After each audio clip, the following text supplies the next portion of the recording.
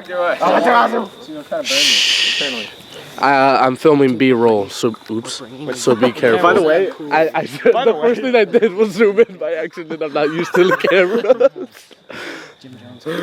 wait, why can't we A-roll? Wait, I can't see you. Can you come over here? Is it closed? Suicide? Yeah, mass murder. How do I open it? Dude! Is that Sam? Like, I'm about to run in front of that shit. What'd you do? You can't see anything. I'm like, is it closed?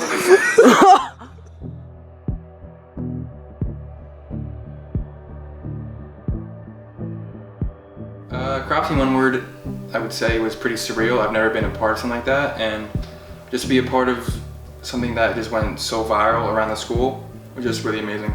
An adventure, because I'd never been a part of something like this. I'd never been a part of video production, and I kind of heard about it from two of my friends who were actually on production, Tristan Moorhead and Nolan Splain.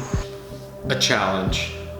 Cropsey from start to finish was very difficult to put together, but I'm very happy with the final product. Being in Cropsey was hilarious. There wasn't a day on set where I wasn't laughing. Groundbreaking. Why?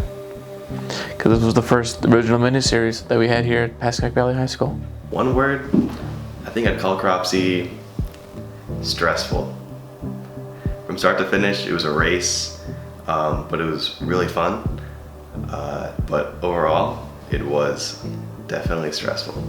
I'd say different, just because it's something that I hadn't done before. It was a different experience for me, and it was different from what we tried to do in the past with another miniseries. So it was just fun and cool to try something new. Well, when you first pitched it was over the summer, and I had this expectation that, you know, it would be easy, we'd be in, be out, finish by October, release it.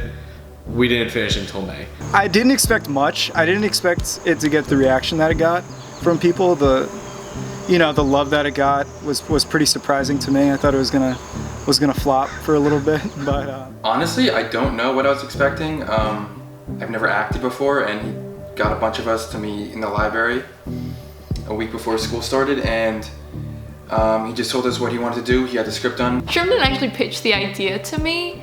He more so just texted me saying, I need your help. I walked in and he's like, we're doing a miniseries and I need a female character. You're gonna be it. And I'm like, okay. And I was like the only girl in any of his classes. So I'm like, I can't leave Sherm hanging like that. So. When Sherm pitched it to me, I was like, oh cool, this will be like a little fun school project. But it actually turned into something that I didn't even realize was gonna happen. What was supposed to be a 2 to 3 month shoot turned into what, like 8-9 months. But I was very excited for it. I definitely was not expecting the amount of work that we put into it to get the final product, but I was very excited to be a part of the miniseries. I mean, this usually happens whenever I make a project with high school students. It's usually the students who I have. And it was my second year here. I had Casey, I had Andre, I had Liana, I had all those core players. My first year here, we built a relationship with them. So when I broached the idea of doing a miniseries, I naturally asked them first, because those are the kids who I really knew, and they were all on board. Oh, it's great to work with Sherman on set. Every time that you're doing a scene, no matter what character it is, he will act out the character's performance the way that you should do it, which is so helpful to watch for everyone, because you should see exactly how you're supposed to act when you do that scene. Working with Sherman was great. You can tell that he's in his element when he's doing stuff like this, whether it was editing or filming or giving people advice on like saying lines and stuff like that. You could tell it's just, he knows what he's doing, and it brings out the best in everyone else when there's someone like that who's so good at what they're doing. It makes everyone else better, so it was a lot of fun. One of my biggest challenge and frustrations would be memorizing my lines and saying it correctly. I know Sherman wanted to probably like wring my neck a couple of times because I just could not say the lines at all, and I'm sure there's like an hour and a half of me just messing up lines. The main challenge was definitely scheduling. getting all your actors, being able to be available to you. Because originally, Cropsey was supposed to premiere around Halloween. It's supposed to be a Halloween thriller, suspense, genre-based show where we started filming it. We started planning it in August. We had meetings before school even started, and we started shooting it mid-September, and we tried to have it done for like the last week of October. It's from you, Andre. I did a project for you way back when, and then you kind of introduced me to Mr. Sherman. He was looking for someone to do the score for a miniseries, and I was really happy to jump on board. And I just came in and started working together with Sherman, and that's how I kind of got involved and sucked into Cropsey. I didn't have much inspiration. I definitely did some research on how horror movies made music sound scary. You know, the way they use different frequencies, and how, they use sound to introduce a feeling to the viewer. So I looked up a lot of that, did some research on that. One of my favorite scores I found from doing research is Hans Zimmer. You might know that I did the score to amazing projects. So just some inspiration and just kind of learning how to do it because I've never done anything like this before.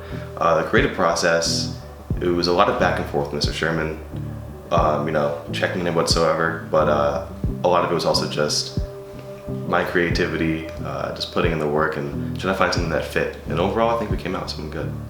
So when I brought him on, and one of the kids, one of the students was like, "Yeah, Brendan, he makes music," and I was like, "Well, I want this all to be originally made with, written by kids, starring kids, and even the music. Let's get the kids to come up with something." I would knock something out and I'd immediately, email it to him, and he would be like, "Hey, do you think we could change this up here?" And he would just give from the director's perspective, he would tell me what I could change and how he would think that would fit better. So when I sat down with him, I pitched it to him, and I'm like, I want something scary, something subtle. So if you watch some of those scenes, if you go back to the scene when Ben gets abducted, it's really just one long note that goes on. So I kind of guided him with that. I would show him clips of music, play examples of what I kind of wanted that kind of theme or that kind of motif when it came to instrumental scores, and I thought he did a really good job. I mean, I think everyone who came up to me about it was like, "Wow, that's crazy! I can't believe that you made the music to that." I think people just thought, from the video production team and everything like that, just kind of using clips and sounds from online. That's what we've always been doing. So I think that's what people expected, and then they found out that a student did it. I think that people were shocked and thought that was cool. So I was happy to be a part of it and make that change. Oh yeah, I had 100% worries. When Sherman told us that he was supposed to release it on Halloween, I think we had maybe 20 minutes of footage, and I was like, yeah, there's no way that this is gonna get released by Halloween. I didn't expect Cropsey to be released ever, or I didn't expect it to be released and have as good of a reaction as it did. For a little bit I did. During the winter especially, we had quite a bit of stuff left to go, and we were making little to no progress during that time period. And in that time, I was a little bit concerned that maybe we wouldn't be able to finish this after all. I don't think so. Looking back, I don't think releasing it or not releasing it ever came up. Yeah, the school reaction was very positive. Again, I was shocked by the amount of people that came up to me, and I congratulated us on a job well done. The funniest story is right before I left for school, I was at a pizza place just getting food, and someone had walked up to me and just said, "Hey man, you're in Cropsey." I had no idea who this kid was.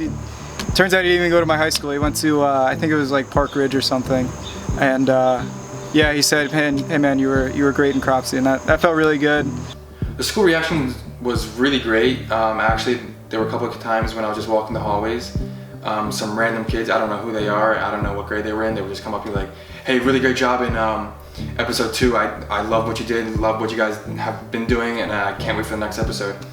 The school surprisingly fell in love with it, especially the seniors who knew us and who are our friends.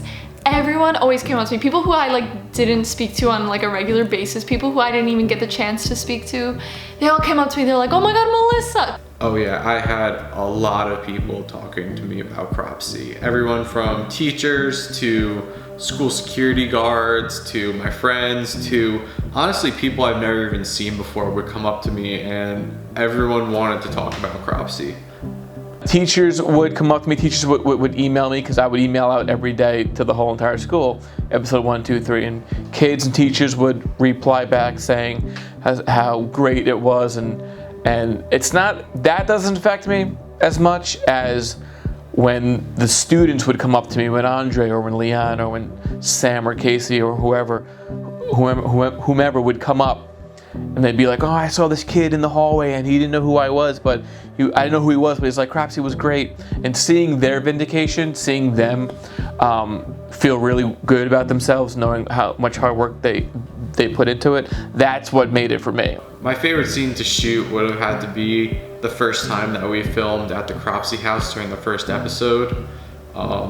Especially the scene at the end where Andre or Sal is giving his monologue, because it was a very long monologue. It was probably close to a full page in script, and we had to stop a bunch of times, and in the end we were probably sitting there watching Andre try and do this monologue for like an hour and a half, and it was just such a fun experience though, as we're all just sitting around hanging out watching Andre try and get his lines. We were at Casey's house forever, and then eventually you just saw people leave one by one by one because it took him so long to do his monologue. My favorite scene to film was the final fight scene when I just come out of nowhere with like a small fake wooden bat and I yell, "Hey Cropsey." My favorite scene to shoot was probably like the first day, honestly, because like I read again, my line is "Everything's better in Utah." That was like one of the first things that I said, and I was just like, what does this even mean? Like, everything's better than you. Like, come on. Like, do people actually like talk like that? I was like, this is gonna flop. Like, what am I doing? I think we spoke about. I think my favorite scene to shoot was the first full day of shooting with everyone, and that was the night in the Cropsey house when Andre tells that long story, and kind of sets up the film or the show. And just everyone was really excited. We had about 15 students there. Everyone had a role. We had boom mics, we got camera guys, lighting, and just you could see the excitement, like, wow, we're really doing something special. One of the funniest moments about Cropsey was when I finally got to throw Sam, aka Ryder, through a table. Actually, I had no idea what was going on in episode 5, and we'd planned it for months, and all Casey kept saying was that I'm gonna throw you through a table.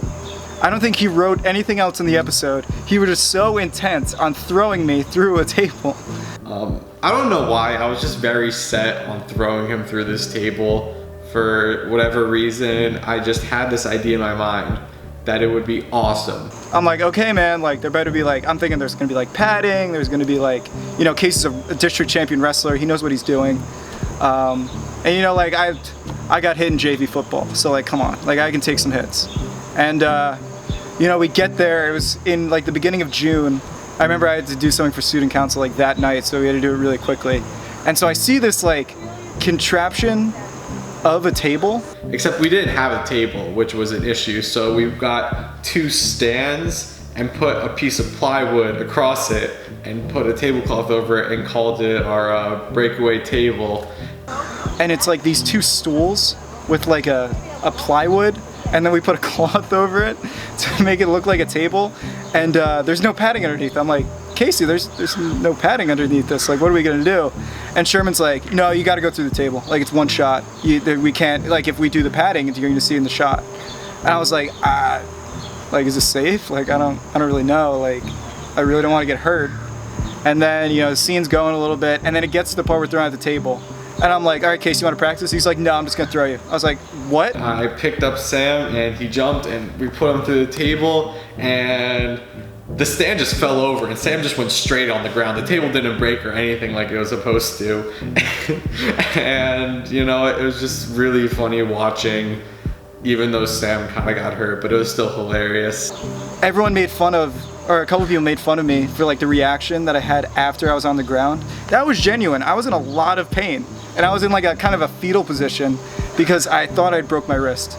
And then Sherm's like, all right, we got the shot. Like, we're good. I'm like, can we like take a second? I think I might have broke something. And then Sherman's like, nope, we got to keep going. We got to keep going. I was like, whatever, let's do it.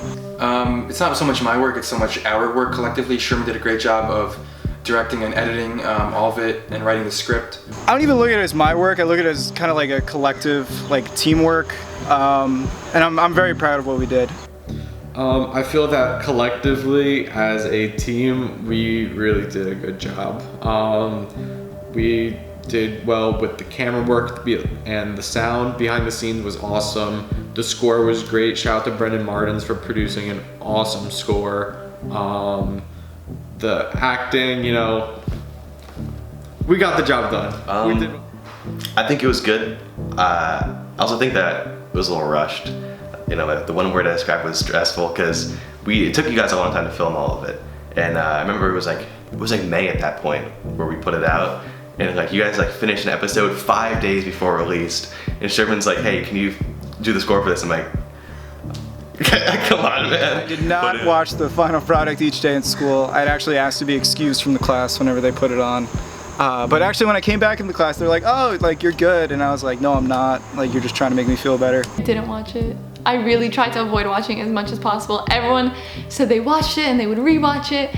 I tried so hard to just avoid clicking on, like I clicked on the URL to give Sherm the views like he has.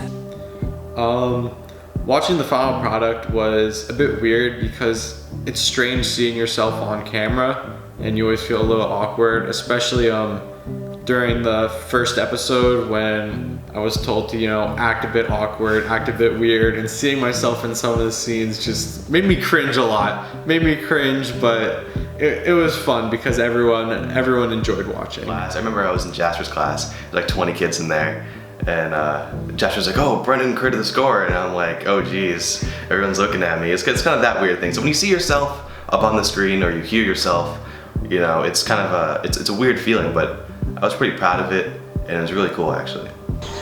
Yeah, I mean, it was just a lot of fun to do. It was definitely a worthwhile experience. Got to thank Sherm, you know, Casey, Andre, and Liana for bringing me aboard and you know, welcoming me with open arms. So huge thank you to everyone. I had the best time ever. I'm so excited that we're doing a season 2 and I cannot wait to see how it turns out. I just want to thank everyone because it was great. It wasn't really a hard process. There wasn't like a lot of problems. It went pretty smoothly other than the fact that it was released a little late, but everyone wanted to be there and put effort into it. So I just wanted to say thank you because it was just awesome. Cropsey was always a running joke for a long time. At my old school and even here for the first year, like we should make a miniseries. And I tell my parents, like, yeah, we're gonna do Cropsey. And my old friends who I grew up with who knew Cropsey, I'd be like, yeah, we're gonna make Cropsey. And it'd be like, we just never did. I never thought I would. And the fact that we were able to do it, you know, it just goes to show that, you know, don't give up on stuff. I'm not saying this was such an inspirational thing, like, oh, I didn't give up and I made it. But if there's something you want to do, and you can do it, the only thing that's stopping you is you. So just do it. That's my inspirational quote for this documentary. I just want to say thank you to Sherman. Without him, none of this would be happening right now. He was amazing, and the entire cast, Leanna, Sam, Casey, everybody who was involved was just fantastic, and I loved being a part of something like this. Couple years, maybe once a decade, you get a special group of kids that kind of click with each other. And again, I feel like Cropsey would not have been made, which would have launched other shows without, you know, Andre and Casey and Liana and Ryan and Sam and Ben and all those, and Nolan and all those actors and behind the scenes guys that really made it come together. I've been teaching for 7-8 years, and they're probably one of the best group of kids that I had, and you don't get that a lot. So looking back on it, and I knew then that there were a special group of kids.